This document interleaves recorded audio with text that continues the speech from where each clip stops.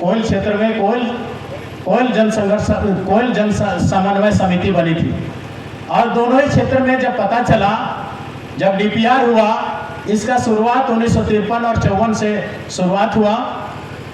18 साल सर्वे हुआ, हवाई सर्वेक्षण किया गया, 18 साल बना के बाद एक डीपीआर तैयार किया गया, डिटेल प्रोजेक्ट रिपोर्ट जिसको हम लोग बोलते हैं। फिर तब हमारे क्षेत्र के लोगों को यह पता चला कि यहाँ पर डैम बनने वाला है। सबसे पहले हमें पता यह नहीं था कि ये डैम बनेगा और इससे बिजली उत्पादन होगा, और बिजली उत्पादन होकर के फिर हमें या अन्य राज्यों को दिया जाएगा। जैसे ही पता चला, सबसे पहले बिहार राज्य विद्युत बोर्ड को इसका काम करने के लिए दिया गया। तब फिर इस क्षेत्र के लोगों को यह पता चला, पहले बताया गया कि ज्यादा से ज्यादा 10-15 गांव डूबेंगे, उनका यह कहना था। लेकिन जैसे डिटेल प्रोजेक्ट रिपोर्ट तैयार हुआ, बन गया, तो उस डिटेल प्रोजेक्ट रिपोर्ट में यह था, एनएचपीसी विभाग में उस रिपोर्ट को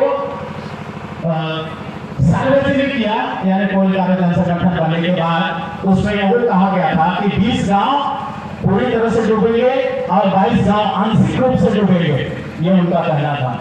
जब ऐसा पता चला कि दोनों तरफ से दोनों अलग अलग संगठन होकर के हम एक ही डैम के लिए विरोध कर रहे हैं, तो कंदरा एक स्थान है, तो कंदरा फ्लो के अगल बगल में वहां पर बैठक हुई, और बैठक होने के बाद उन्होंने यह निर्णय लिया कि जब हम दोनों अलग अलग लड़ रहे हैं, तो क्यों नहीं दोनों जो क्षेत्रीय संगठन है उसको एक केंद्रीय रूप हम लोग प्रदान करें। तभी दो नदियों के संगम में यह डैम बना था, तो इसका नाम हो गया कोयल और कारो जन संगठन। कोयल नदी, कारो नदी और जन संगठन यानी लोगों का संगठन, ये लोगों का संगठन बनकर के उभरा कंदरा में इसकी बैठक हुई। तब फिर उसके पदाधिकारियों का चयन किया गया। उस समय हमारे मोजेस गुड़िया जी जिंदा थे, उनके नेतृत्व में कोयल कारो जन संगठन बना और वो अध्यक्ष बना दिया गया। भाई हालेम कुजूर आज इस दुनिया में वो लोग नहीं है, वो महासचिव बनाए गए थे, केंद्रीय महासचिव। हमारे राजा पल्लू जी लोग थे, वो लोग के नेतृत्व में बना। हमारा सोमा मोडिया जी लोग, ये लोग भी थे, इनके नेतृत्व में संगठन बनाया गया। इसके तत्पश्चात बिहार राज्य विद्युत बोर्ड को काम करने के लिए दिया गया, और 76 में वो पुल बनी है, लोहाजरी के अगल बगल आप जाइएगा तो वो पुल बनाने का काम इन्होंने शुरू किया। लेकिन हमारे लोगों के माध्यम यहाँ पर काम शुरू किया गया, और इसकी जानकारी होने के बावजूद ये था कि 710 मेगावाट क्षमता वाली बिजली उत्पादन करने की यहाँ पर डैम बनाया जाएगा।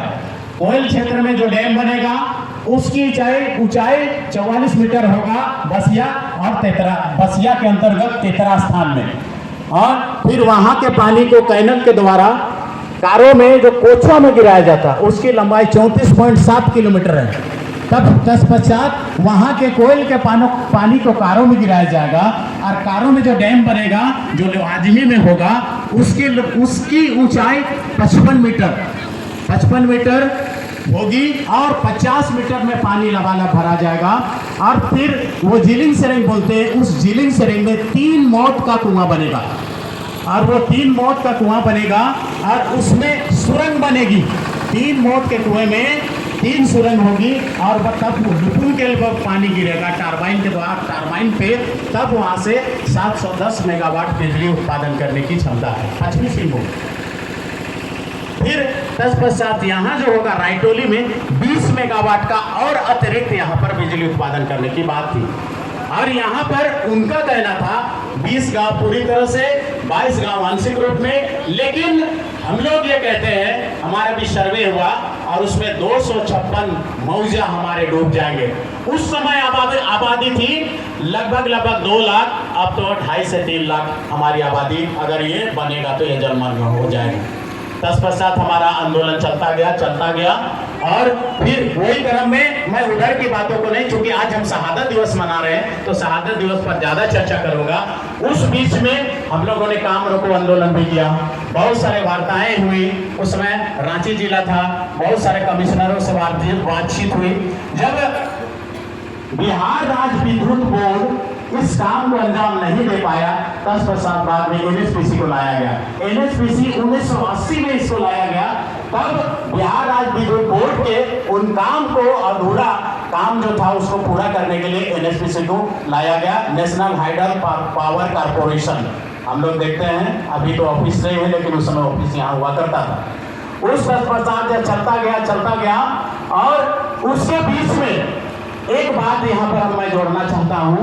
ये तो 1980 में आई और 80 आने के बाद 1995 में हमें यह पता चला, उस समय कांग्रेस की सरकार थी केंद्र में और प्रधानमंत्री हमारे तत्कालीन प्रधानमंत्री उस समय हुआ करते थे पीवी नरसिम्हा राव, आज हमारे बीच नहीं है।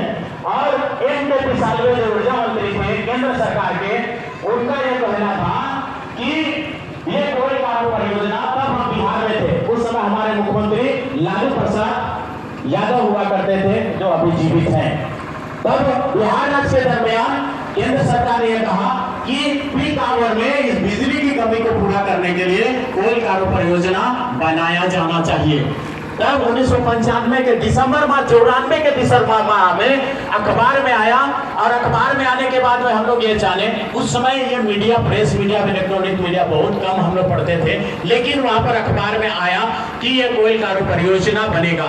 तत्पश्चात हम लोग 1994 दिसंबर माह से इधर कोयल कार्य जन संगठन की बैठक को अंजाम देने लगे, रात और दिन बैठक होने लगी। तब उस समय 1994 से लेकर 95 में घोषणा हुई कि नए पीवी नरसिम्हा राव इस कोयल कार्य परियोजना का शिलान्यास करने वाले आने वाले हैं। हम लोग बैठकों का दौर चलता रहा, रात और दिन हम लोग बैठक करते थे।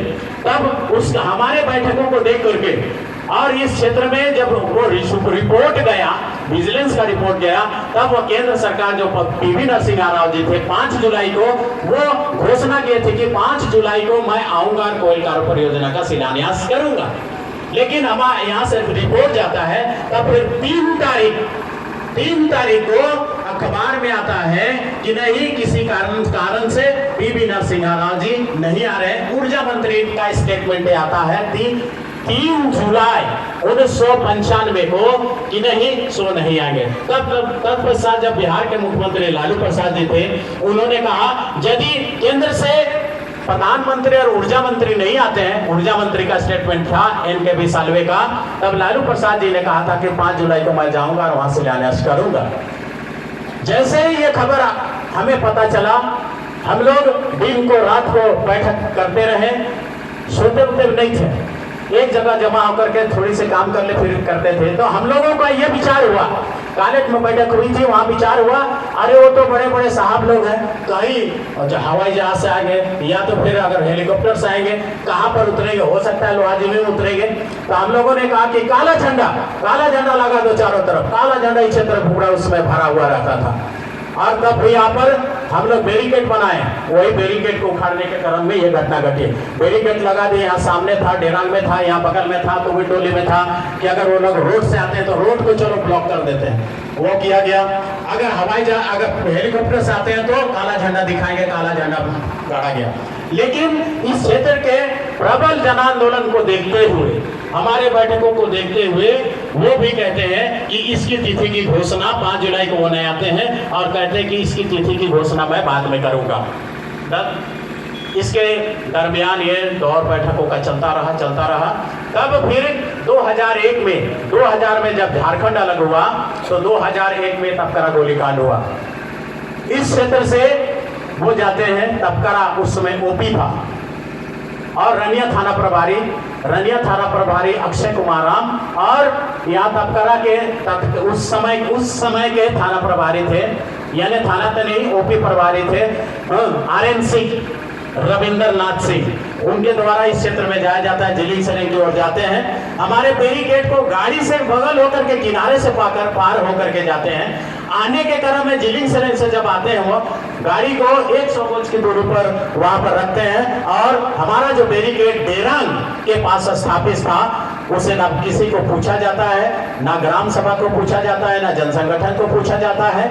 और तत्पश्चात वहां पर बुला करके वह बैरिकेड को उखाड़ करके लेके आते हैं, ट्रकों में डालते हैं, गाड़ी में लेके आते हैं, तब ओपी में रखते हैं। जैसे ही हमें यह पता चला कि भाई हमारे बैरिकेड को बगैर किसी से पूछे, बगैर किसी को कहे वहां से उठा के लेके आता है, तो हम लोग 2 फरवरी 2001 को यहाँ एकत्र हुए थे।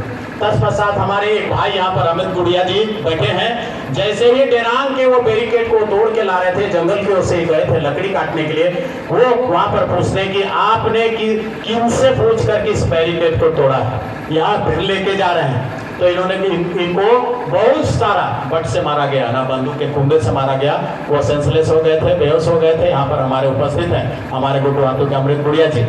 उसी दरमियान डेरांग से लोरेंटस गुड़िया जी जो पेंशन लेकर के आ रहे थे, वो भी पलटन है, ये भी पलटन थे, एक्स आर्मी मैन है।